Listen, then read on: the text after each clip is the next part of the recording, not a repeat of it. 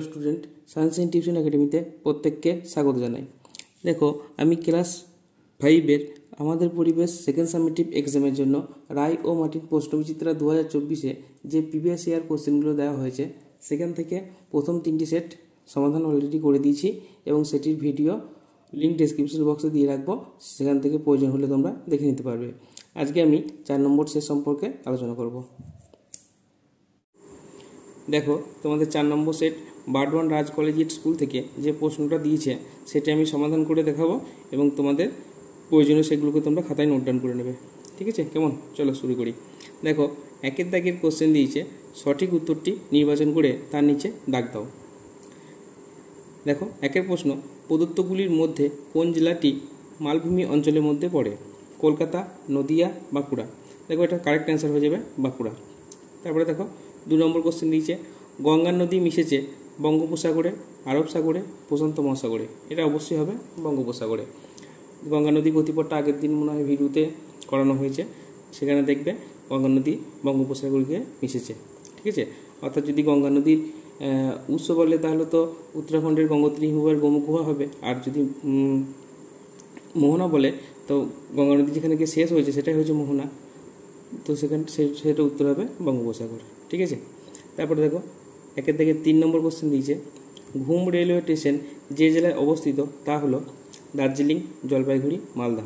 তাহলে তোমরা লিখবে ঘুম রেলওয়ে স্টেশন যে জেলায় অবস্থিত তা হলো দার্জিলিং।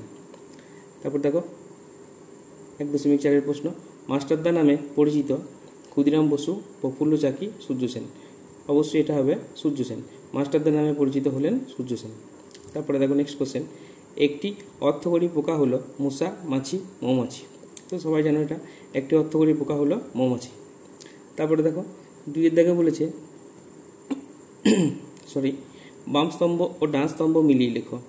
দেখো, বাঁ দিকে কিছু শব্দ আছে, ডান দিকে কিছু শব্দ আছে, যেটার সঙ্গে যেটা মিল হবে সেটাকে তোমরা খাতায় নোট ডাউন করে নেবে।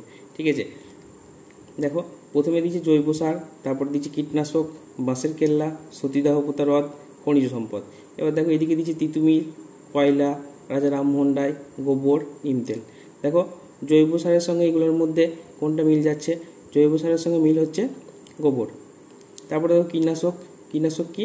নিমতেল। বাঁশের কেল্লা কে করেছিলেন? তিতুমির। সতীদাহ প্রতারদ করেছিলেন রাজা রামমোহন রায়। খনিজ সম্পদ হলো কয়লা। চলো নেক্সট পেজে দেখি।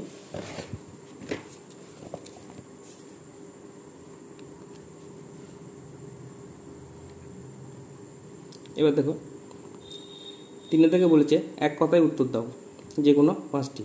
ঠিক আছে, 1 নম্বর কোশ্চেন, পশ্চিমবঙ্গের কোন জেলায় চা জগৎ বিখ্যাত? পশ্চিমবঙ্গের কোন জেলার চা জগৎ বিখ্যাত? এটা অবশ্যই হবে দার্জিলিং। তো তোমরা এইভাবে লিখবে, দার্জিলিং জেলার চা জগৎ বিখ্যাত, বা পশ্চিমবঙ্গের দার্জিলিং জেলার চা জগৎ বিখ্যাত। তারপরে দেখো নেক্সট কোশ্চেন দিয়েছে, স্বাধীনতা দিবস কোন তারিখে পালিত হয়? এটা আমরা সবাই জানি, স্বাধীনতা দিবস 15 আগস্ট পালিত হয়। তারপরে দেখো কোন নদের উপর ডিভিসি বাঁধ নির্মিত? কোন নদের উপর ডিভিসি বাঁধ নির্মিত? এটা অবশ্যই দামোদর নদীর উপর হবে। তো তোমরা লিখবে দামোদর নদের উপর ডিভিসি বাঁধ নির্মিত। তারপরে দেখো 3.4 বলেছে, একটি জিওল মাছের নাম করো। একটি জিওল মাছের নাম শিঙি হবে, কই হবে, মাগুর হবে। ঠিক আছে, ওই যে সমস্ত মাছ কম অক্সিজেনযুক্ত জলের মধ্যে বেঁচে থাকতে পারে, দেখবে বইতে আছে। তো একটি জিওল মাছের নাম হলো শিঙি, কই, যা ইচ্ছা লিখতে পারো তোমরা। জমি চাষ করার একটা আধুনিক যন্ত্রের নাম কি? জমি চাষ করার একটি আধুনিক যন্ত্রের নাম হলো হারভেস্টার। তারপর নেক্সট কোশ্চেন দেখো, গ্রীষ্মকালে চাষ হয় এমন একটি ফসলের নাম লেখো। গ্রীষ্মকালে চাষ হয় এমন একটি ফসল হলো তরমুজ। তারপরে দেখো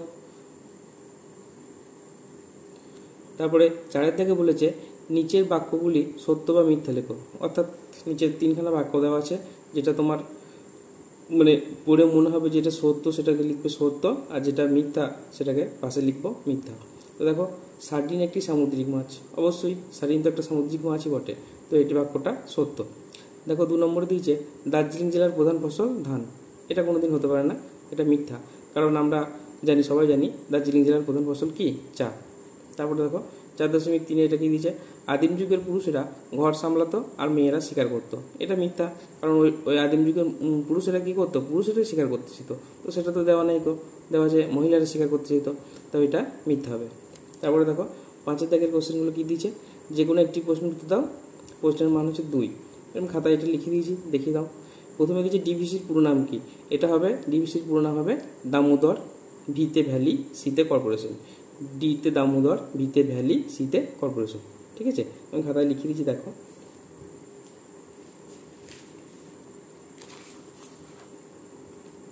এই দেখো, ডিভিসির পুরো নাম দামোদর ভ্যালি কর্পোরেশন। ঠিক আছে, তারপরে দেখো নেক্সট কোশ্চেন কি দিয়েছে, বর্তমানে ধান খেতে মাছ পাওয়া যায় না কেন। এটাই ভেবে লিখবে, বর্তমানে কৃষি জমিতে অতিরিক্ত মাত্রায় রাসায়নিক সার ও কীটনাশক ছড়ানোর কারণে বর্তমান ধান খেতে মাছ পাওয়া যায় না। ঠিক আছে, তারপর দেখো নেক্সট কোশ্চেন আর এবং লাস্ট কোশ্চেন বলছে পরিবেশ দিবস পালনের প্রয়োজনীয়তা কী। আর আমরা যে পরিবেশ দিবসটা পালন করি তার প্রয়োজন কী, কিছু তো একটা প্রয়োজন আছে বা উদ্দেশ্য আছে, সেটা কি সেটাই জানতে চেয়েছে। তো এটা এইভাবে লিখবে, পরিবেশ দিবস পালনের প্রয়োজনীয়তা বলে একটা হেডিং করবে। দেখো 3টে প্রয়োজনীয়তা লেখা আছে, তোমরা 2টো লিখবে। 1 নম্বর হচ্ছে পরিবেশকে দূষণমুক্ত রাখা, 2 নম্বর বৃক্ষরোপণের মধ্যে দিয়ে পরিবেশের সবুজায়ন করা, মানে আমরা যত বৃক্ষরোপণ করবো তত পরিবেশ কী হয়ে উঠবে, সবুজে উঠবে।